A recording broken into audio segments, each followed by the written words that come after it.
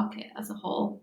Yeah, so within Europe itself, there's like 44 countries in total. But the main focus is usually around the top five, which is usually Germany, Netherlands, France, Spain, and Italy.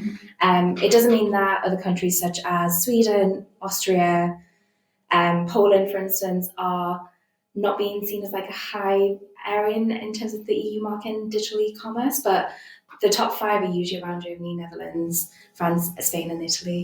And what would you say, so within those five, what would you say the sort of consumer behaviour is like within those? It's very interesting, especially from like my perspective as someone who is an English speaker first and foremost. I've lived in the UK for a fair few years. I've lived in Germany a little bit as well, but it's a very different mentality in each region. And I think that's also where a lot of companies as a whole may falter a little bit, because when they don't really look into, say, Germany, for instance, is from an affiliate perspective, it's the third largest affiliate industry, especially in Europe. You know, you've got US, UK, and then Germany as like the big hitters, but they just see that as like, oh, revenue side of things. However, the mentality and the consumer behavior is very saving orientated. So there might be like a scope for revenue opportunities, but that's with the idea that people want to spend. Yeah. German mentality is not wanting to spend. And it's very interesting coming from a UK perspective, where credit cards, payday loans, and so on and so forth are quite prevalent. Yeah. In a German market, they don't really have credit cards. Everything's on a debit system. I know that in actual fact, some people still pay invoices via their bank for like catalogs and things like that. So that's one interesting factor in the German market. In terms of the Netherlands market, similar situation in terms of the credit card system, the paying system. They don't do credit cards, they do debit cards. You'll find a trend very soon when I'm talking about the 5 key regions, but for them, they're very comparison orientated. For them, the consumer behavior from their side of things is they need to look at the products that are suitable for them. And that's one aspect that people don't always think, because they think in the UK, we look at brand first and foremost, whereas in the Netherlands, it's product. How is that product going to work for me? And what they also need is clear and direct messaging, which, you know, some people want to be a bit more like fluffy with their words. Branding. About branding, about the product, but they need to know how it's going to benefit me. If it's not going to benefit me, it's not for me. The French market, they're mass consumers, but that also means that there's no brand loyalty at that same point. So if they have the smallest inconvenience when it comes to customer service, or the price isn't what they want it to be, they will move brands very easily. And then in terms of the Spanish and Italian markets, for them, have a low adoption of online marketing, online spending. They're very high street led, very local shop led. So for them as a whole, in terms of consumer behavior, they are very wary of online marketing. But in terms of spending as well, again, credit cards in Germany, Netherlands, France, Spain, and Italy are just not being used. Yeah. And that goes into paying systems as well, like Klarna and buy now, pay later. It's not the same model. It's more debit. They don't want to get into the debt by buying things. So that's a mentality that is completely different in Europe versus like other countries like UK and US. Yeah. So it's just really just making sure you don't just use the same mentality of how you're targeting UK. 100%, because us in the UK, I think we can all attest that we are very much like spendthrift sometimes. Yeah. We're not saving orientated. Yeah. That the taboo around debt isn't what it is like in Europe. Yeah. Like Europe is a bit of a taboo. In the UK, it's not it's not as bad. So it's like that mentality. Oh, fab. What are the key aspects that companies need to be aware of when expanding into the EU market? This is an aspect that I talk so much, and I think my team hate me for as well, and every client will hate me for this. The biggest there's 2 key aspects when it comes to a company that wants to expand into Europe. The first and foremost is you're going to have to translate your site, irrespective of, cost, need, and things like that. And, don't trust Google Translate. It does not work in that respect. The fact of the matter is, if you don't invest in translating your site into a local language, so you've got like the key languages in Europe are French, German, Dutch, Spanish, Italian, in so many different regions. The fact is in Germany, well, German as a language is spoken in Germany, Austria, Switzerland, Liechtenstein, Luxembourg. French is spoken in Luxembourg, France, Belgium, Switzerland. Italian is also spoken in Italy. Italy. Let me rephrase that one. Italy. So Italian is spoken in Italy, Switzerland, Liechtenstein, and Austria. So I didn't know that. Yeah, so it's spoken in so many different places. So it is so fundamental, and everyone talks about, well, everyone speaks English nowadays. No, they don't.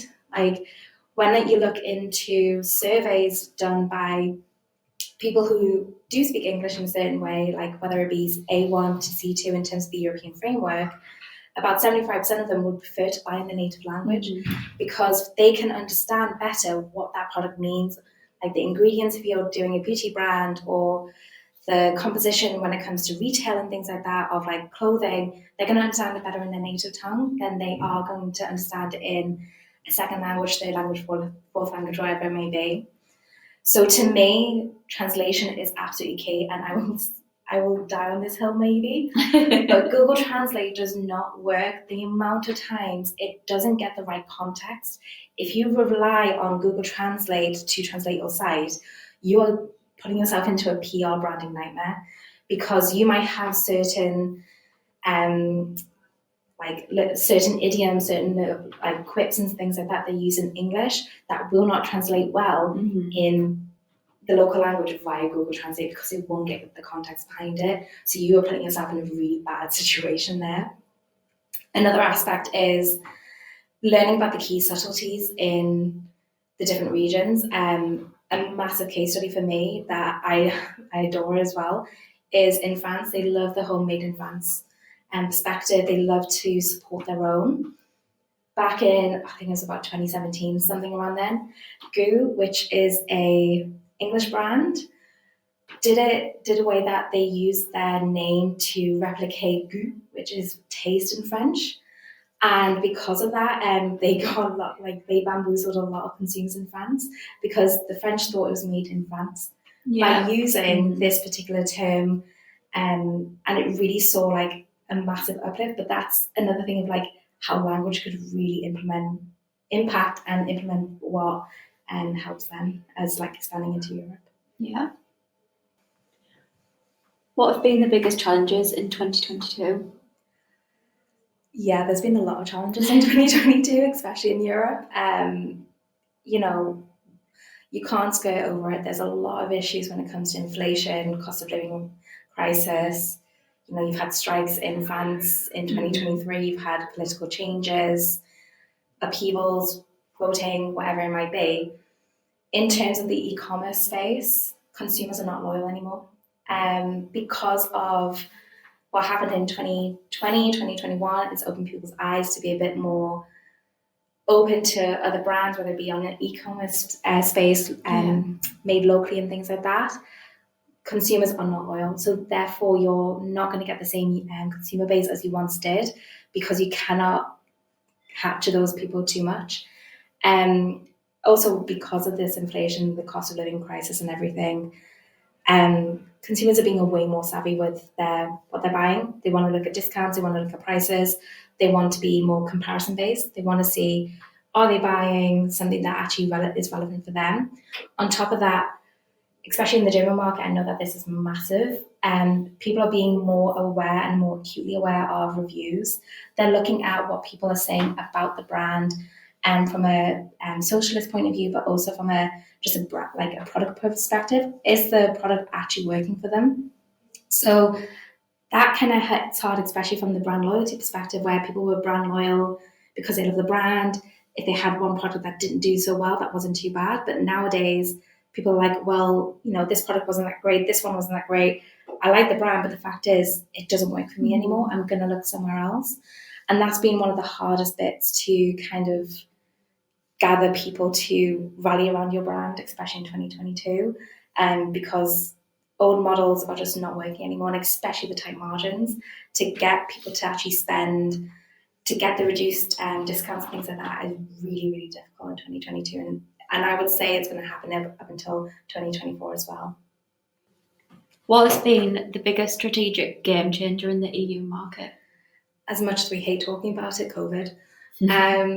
You know, in the EU market prior to COVID, there wasn't much possibility in terms of the EU e-commerce space. There was a lot of hesitance around online purchasing still. I know when people talk about it from a UK perspective, it was, you know, it helped this, it helped that, but from an EU perspective, it completely changed the consumer mindset. Yeah. Because, you know, people in, again, I've gone at the case study here that I absolutely adore from COVID times, is that in Germany, people like to spend with money.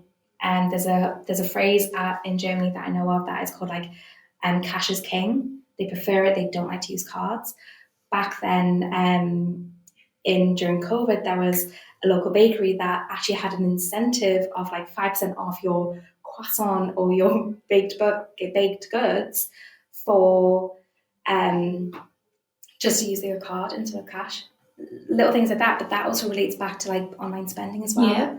Because people weren't then spending online because they didn't like to use their cards. They preferred cash. They preferred to spend like doing invoices and things like that, which then, as a business, if you're not set up for a payment plan where you can actually invoice them and get paid through a bank, you're not going to break that business. So prior to 2019, that's probably one aspect that was really, really difficult to like change. And since COVID, people have had to become a bit more technologically advanced, and therefore there is a little bit more like people are using cards a little bit more, not as what they were.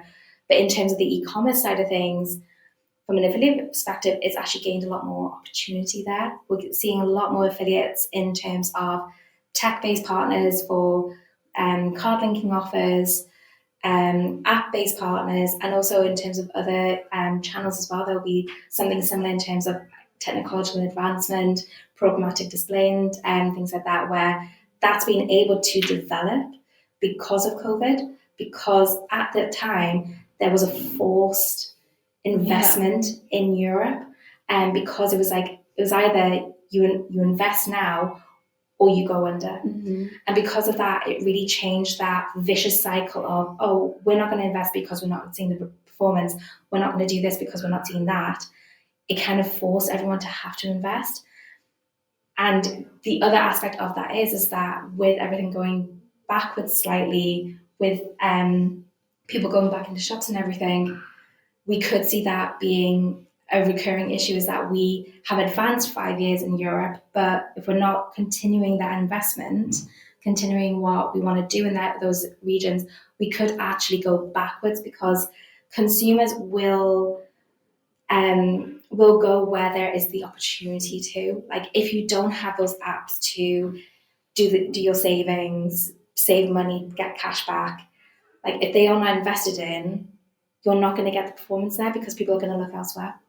So that's kind of been the biggest strategic game changer, is that COVID increased investment, but at the same time, if that investment does not continue or increase itself, it could always go back 5 years and you're back to square one.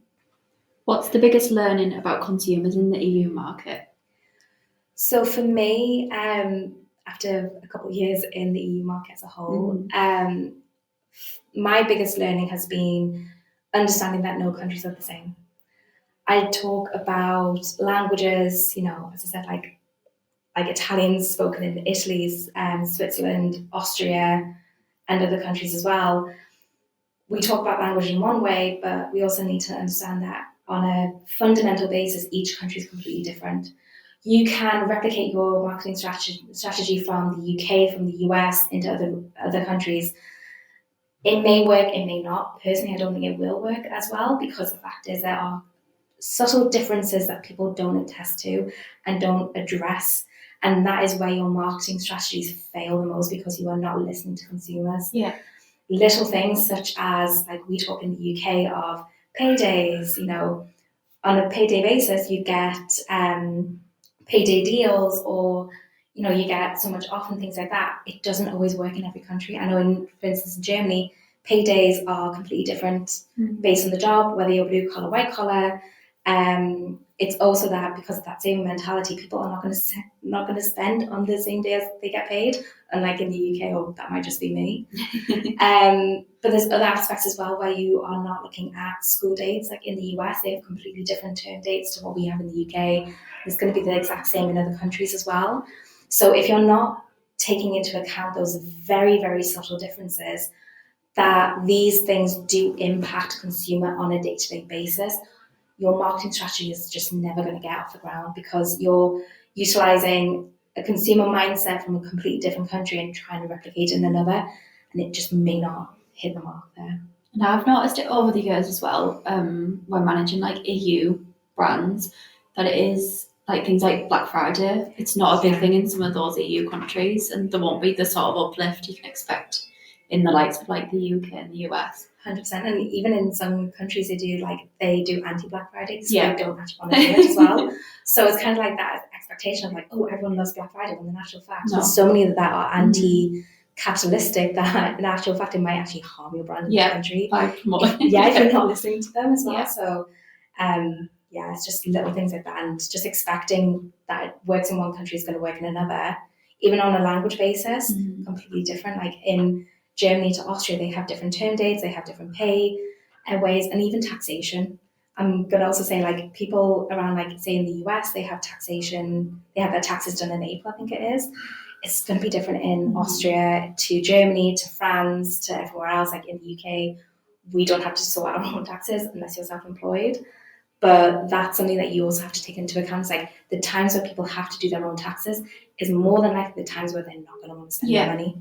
So little things like that completely change things. A lot to take into account. Yeah. Even like, I would also say even public holidays in terms of Easter, Halloween as well. It changes in each country, whether you're Catholic or you're Protestant, whether you celebrate on the 31st or the 1st of November. So if you want to do things on a Halloween basis, it might not work out the same way, because it's actually All Saints Day on the 1st of November. And that can even be in a country specifically as well. I know in Germany, I keep going on about Germany in that perspective, but part of Germany is Catholic, part of it is Protestant in terms of like the public holidays that you focus on. So they have a bank holiday either on the 31st or the 1st of November. So that can completely change your marketing strategy of like where you want to put your money in as well. Yeah. No, amazing insight.